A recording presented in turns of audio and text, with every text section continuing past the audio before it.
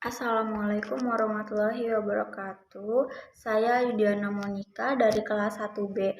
Baik, di sini saya akan menjelaskan tentang apa sih menstruasi itu. Menstruasi adalah keluarnya darah dari vagina yang terjadi sebagai dampak dari siklus bulanan. Siklus yang menjadi bagian dari proses organ reproduksi wanita dalam mempersiapkan kehamilan ini berlangsung secara alami. Organ reproduksi wanita akan mempersiapkan kehamilannya setiap bulannya. Selanjutnya, di sini saya akan menjelaskan tentang siklus menstruasi. Pada siklus menstruasi ini terdapat 4 fase. Fase pertama, fase menstruasi, kedua, fase praovulasi, ketiga, ovulasi, dan yang terakhir, fase pasca ovulasi. Yang pertama, saya akan menjelaskan fase menstruasi.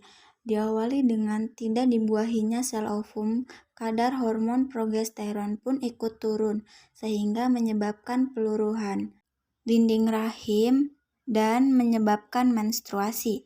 Dalam fase ini, hormon FSH dan LH dibantu dengan hormon estrogen, yaitu membantu mematangkan sel telur. Fase ini terjadi selama 3-7 hari.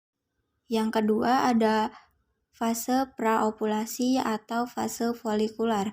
Ketika ovum sudah matang, hormon FSH dan LH mengalami sedikit penurunan, sedangkan estrogen mengalami kenaikan.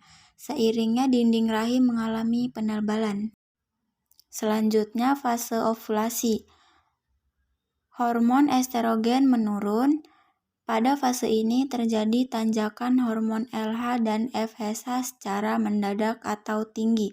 Hal ini menyebabkan folikel pecah.